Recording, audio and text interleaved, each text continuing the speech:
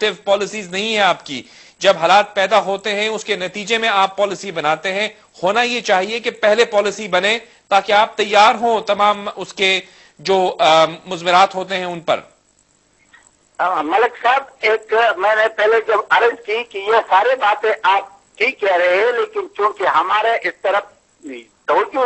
اس پہ موجود تھا کہ ہم بات چیت کریں اور وہاں عوام سے مذاکرات کے اور مذاکرات کے ذریعے اس مسئلے کو حل کیا. میں نے کہا کہ پہلے ہم نے کچھ اسٹیپ اٹھایا، وہ سب کچھ ہوا.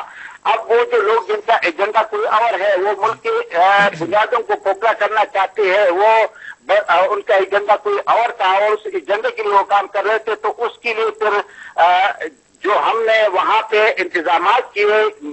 وہ اس انداز سے صحیح کہہ رہے ہو. یہ تنقید بجائے آپ کی کہ اس پیمانے پہ ہم نے نہیں کیے، لیکن ہم کوشش کریں. اور جب حالانکہ جنگ ہو تو اس میں اتنے وہ نہیں ہو سکتے. آپ نے دیکھا کہ ہم نے بہت جلدی ہم نے نظام عدل جب نافذ کیا، وہاں پہ قاضی تعینات کی، ہم نے دارالقضاء کیا، تو رات کے 11 بجے ہم نے پریس کانفرنس کی کہ یہ لوگ یہ نہیں سمجھے کہ یہ تاخیر کرنا چاہتے ہیں. تو اب یہ وقت ایسا ہے خان صاحب کہ پاکستان کے تمام شہریوں کو، چاہے وہ کسی بھی مکتب فکر کے ہوں، کسی بھی شعبے سے تعلق رکھتے ہوں،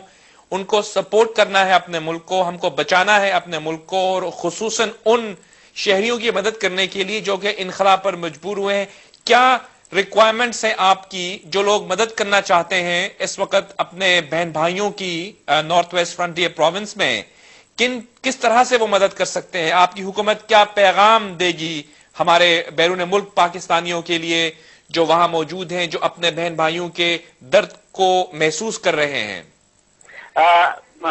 ملک صاحب، ایک تو میں آپ ساری میڈیا کے اس وقت جو ہمارے ساتھ یہ حل کر رہے ہیں، پورا پاکستان کے عوام سیاسی پارٹی اس چیز کو جس نظر سے دیکھ رہے ہیں، اس سے پہلے اسی نظر سے نہیں دیکھا گیا تھا، تو ہم ان کی مشکور ہے. ہم ان سے یہ توقع کرتے ہیں کہ ہمارے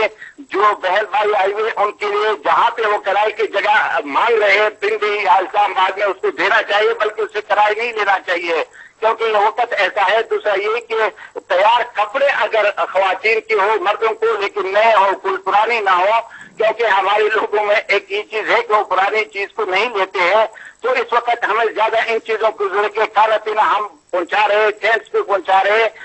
ادویات کا ہمیں اگر ادویات کا ہمارے ساتھ ہیلپ کرے، کپڑوں کے ہمارے ساتھ ہیلپ کرے. آپ کے ذریعے پورا پاکستان کے بہن بھائیوں سے اپیل ہے کہ ہماری مدد کرے، اور سول سوسائٹی سے اور آپ کے ذریعے بین الاقوامی برادری سے بھی ہمارا ہے. کیونکہ اس کے بعد ملک صاحب میں ایک بات واضح کرنا چاہتا ہوں، جو یہ ساری چیزیں ختم ہو جائے گی، امن ادھر ہوگا، تو ہمیں 80 سے 90 بلین کی ضرورت ہوگی کہ ان لوگوں کو پھر ہم آباد کریں، وہاں پہ پھر خوشحالی آ جائے، اور جو عملات اور جو خان صاحب یقیناً پاکستان کا ہر شہری جو پاکستان میں ہے اور جو ملک سے باہر ہے وہ اس وقت محسوس کر رہا ہے اس درد کو جو کہ ہمارے بہن بھائی فیل کر رہے ہیں اس وقت نقل مکانی کے نتیجے میں. وہ معصوم بچے، وہ ہماری بہنیں جو بچھڑ چکے ہیں اپنے ماں باپ سے، یقیناً ان کا درد ہم محسوس کرتے ہیں اور ہر طرح سے تیار ہیں اپنے ملک کے لیے، اپنے بہن بھائیوں کی مدد کے لیے. میں چاہوں گا آپ سے یہ پوچھوں کہ کیا آپ ایک ایسٹیمیٹ دے سکتے ہیں کہ تقریباً کتنے لوگ اس وقت نقل مکانی پر مجبور ہیں؟ دیکھیے جی، اس وقت جو ہمارے تعداد ہے، جو صوبائی حکومت ہمارے وہاں جو رجسٹریشن ہے وہ تقریباً 5 لاکھ کی ہے. ہمارا اندازہ ہے کہ 10 لاکھ تک یہ چلے جائیں گے، کیونکہ سوات میں ابھی آگے جا رہی ہے، اور وہاں پہ جو لوگ معصور ہو چکے ہیں، جس وقت وقفہ ہوتے وقفے میں یہ لوگ نکل آتے ہیں، تو یہ جو پہلے آ چکے یہ بنیر اور بیر سے ہے، سوات کے لوگ کچھ آئے اور کچھ آ رہے، تو یہ 10 لاکھ تک چلی جائے گی. جی بات بہت شکریہ آپ کا زاہد خان صاحب. انشاءاللہ آپ سے ہم بدستور رابطے میں رہیں گے اور ہر ممکن تعاون جو ہے وہ یقیناً ہمارے بہن بھائی، ہمارے دیکھنے والے، سننے والے اپنے بہن بھائیوں سے کریں گے. 5 لاکھ وہ یہ کہہ رہے ہیں، اور ان کی یہ ایسٹیمیٹ ہے کہ تقریباً 10 لاکھ یعنی 1 ملین لوگ اس وقت ہو سکتے ہیں بالکل نقل مکانی پر مجبور، بیار و مددگار، اپنے گھروں سے دور، اپنے ماں باپ سے بچھڑے ہوئے بچے اس وقت یقیناً ہماری مدد کے طلبگار ہیں. ہم ایک چھوٹی سی بریک لیتے ہیں اور بریک کے بعد ہم واپس چلیں گے پاکستان اور بات کریں گے کچھ اور لوگوں سے اور جانیں گے کس طرح سے اس امتحان کی گھڑی سے ہم آگے بڑھ سکتے ہیں ایک چھوٹی سی بریک کے بعد.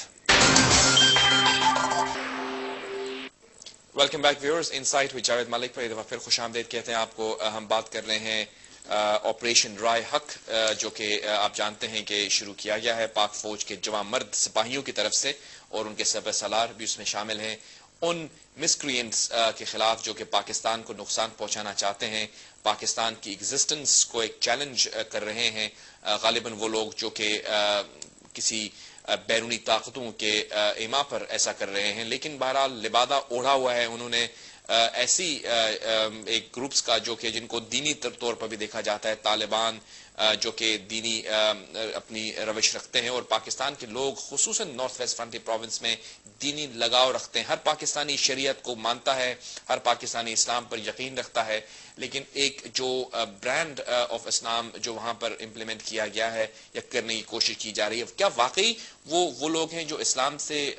محبت رکھتے ہیں، اسلام کے ان اشعار پر جو کہ نبی کریم علیہ الصلوۃ والسلام نے ہمیں بتائے ہیں ان پر چلنے والے ہیں، یا محض وہ لبادہ اوڑھ لیتے ہیں اسلام کا اور ان کا مقصد جو ہے وہ کچھ اور ہوتا ہے، عزائم کچھ ایسے ہوتے ہیں جو غالباً ملک دشمن بھی ہو سکتے ہیں؟ یہ وہ سوالات ہیں جو کہ گردش کر رہے ہیں تقریباً ہر پاکستانی کے ذہن میں جو اپنے ملک سے محبت بھی کرتا ہے، بالکل اتنی ہی محبت جتنی وہ دین اسلام سے بھی کرتا ہے. لیکن اس آپریشن کے نتیجے میں آج جو ہم پروگرام میں فوکس کر رہے ہیں وہ انخلا ہے جو کہ ان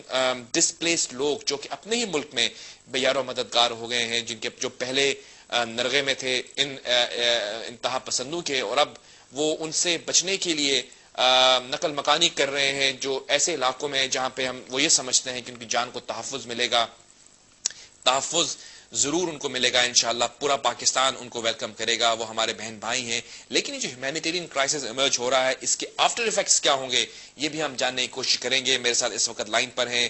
جنرل ریٹائرڈ طلعت مسعود صاحب، ہم ان سے بات کریں گے، دیکھیں گے کس طرح سے وہ دیکھ رہے ہیں اس آپریشن کو. السلام علیکم جنرل صاحب. وعلیکم السلام. جی جنرل صاحب، جو حالات اس وقت ایمرج ہوئے ہیں، ہم نے دیکھا کہ آپریشن جو شروع ہوا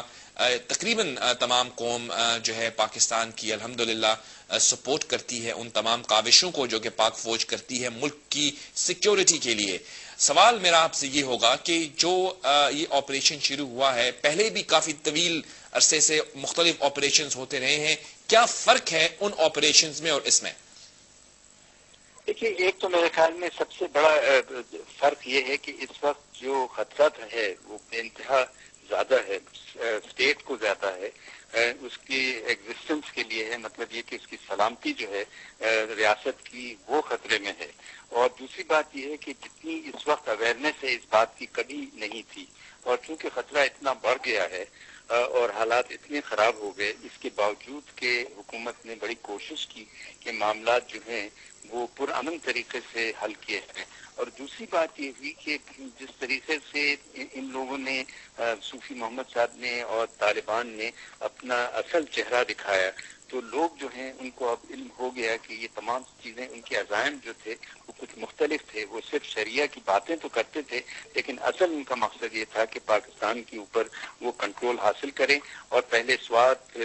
پہلے قبائلی علاقے، پھر سوات، پھر اس کے بعد دنیر، اس کے بعد پورے ملکن ڈویژن، اور اس طریقے سے آگے بڑھ رہے تھے. تو میں یہ سمجھتا ہوں کہ اس وقت پاکستان کے فوج کا عزم، اس کی تیاری، اس کی پلاننگ، اس کی ایگزیکیوشن ہے وہ بہت مختلف ہے اب کے. اور چونکہ اس کو ایک طریقے سے کوآرڈینیشن بھی بہت سول کے ساتھ بہتر رہی ہے، اور اس کو لوگوں کی حمایت حاصل ہے، اس وجہ سے یہ آپریشن جو ہے وہ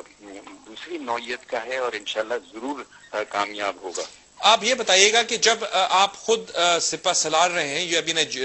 آپ ریٹائرڈ جنرل ہیں، پاک فوج کی آپ نے سروس کی ہے، خدمت کی ہے، آپ کے تعلقات بھی ہوں گے، آپ کی انٹریکشن بھی ہوتی ہوگی. مجھے یہ بتائیے گا کہ جب ایک آپریشن اس طرح کا لانچ ہوتا ہے تو تفریق کیسے کرتے ہیں ان لوگوں سے جو کہ مسکرینٹس ہیں یا شدت پسند عزائم رکھتے ہیں، اور جو سویلینز اس علاقے میں رہ رہے ہیں؟ کیونکہ جیسے کہ وزیر اعظم صاحب نے کہا یہ گوریلا وار ہے، کوئی کنونشنل وار تو ہے نہیں. تو how would they be distinguishing کہ واقعی جو ٹارگٹس ہیں وہ ان لوگوں کو ٹارگٹ کیا جا رہا ہے جو کہ شدت پسند عزائم رکھتے ہیں، یا وہاں پہ سویلینز بھی کیونکہ علاقے میں ہیں، تو how will they distinguish between the two? دیکھیے، یہ انہوں نے بڑی انٹیلیجنس رکھی ہوئی ہے، پہلے سے بہت انفارمیشن حاصل کی ہے، بہت